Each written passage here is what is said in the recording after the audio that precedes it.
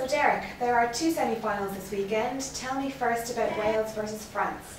Yeah, this is one where we're going to make some money here.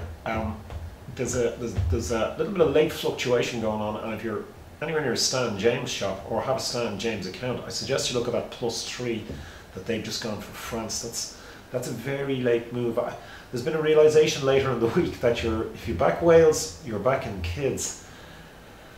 And the idea that they're all going to perform and produce more miracle stuff it's hard to put your own cash on that. I'd like to point out that Mark Levermont isn't as much of an idiot as people think he is. They won a Grand Slam in 2010 and they won 3 of their 5 Six Nations matches last season. Now you would say, oh, only 3 out of 5, but there was also that fluke win by Italy in there. So when it came right down to it, France can beat Six Nations team. They had 3 Six Nations wins in 2009 and 3 Six Nations wins in 2008. This is a team that can beat Six Nations teams. They have it in them. They can do this. I'm not too sure why Stan James want to give +3. Now that's 5 to 6 as I speak right now. You might prefer Paddy Power at +2.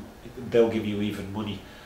And could I just mention, I thought Ladbrokes had an interesting money back bet there.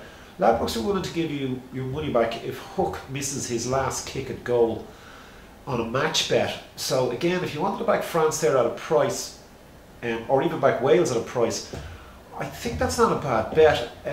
You may end up in punters' platform territory though if they get a penalty in the last second and Hook opts to purposely kick the ball out of play. Whether that's a shot or not, oh, that should be interesting. But like I said, I think France are absolutely terrific value on the handicap. Now, that's not the special bet I'm going to tell you about.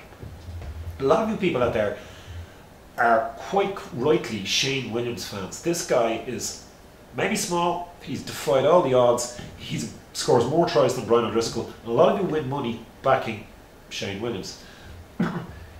I think he's badly priced to score the first try. What I think he's fantastically priced is to be man of the match. 25 to 1. Get in and fill your boots here. If you think Shane Williams is going to score a try, well therefore he's a contender for man of the match. There may just be one try. That's the first thing to think about. The second thing is, I reckon 50% of the players on the pitch will freeze. This is a World Cup semi-final. Freeze. 50% of them won't turn up. Shane Williams won't freeze. He's cocky, he's chippy, he's chirpy, he does all of these things.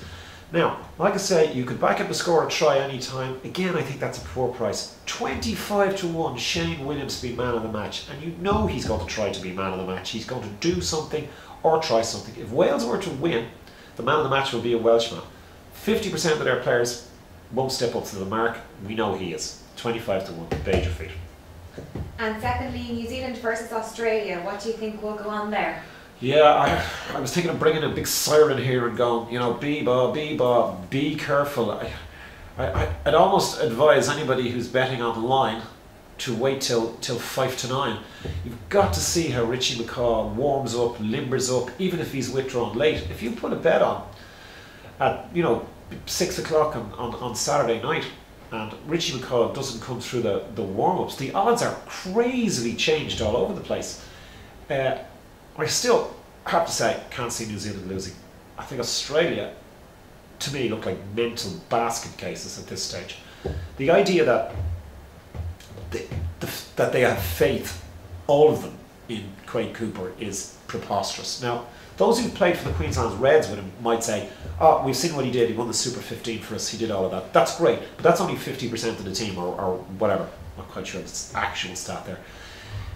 Everybody else is going to be looking at Quade Cooper and saying, oh my God, what's he going to do next? Now, unless he's man of the match, Australia can't win. Which, by the way, isn't a bad bet in its own weird way, because he's coming from such a low base. In fact, if he were just playing a normal game and Australia were to win, you'd get a man of the match win there. But like I say, I fancy New Zealand to beat the handicap. I fancy New Zealand to win the match. I'd just be a little bit worried about having a hefty bet on without knowing how the first tackle went for Richie McCaw. Not possibly something that you should be really over risking your money on.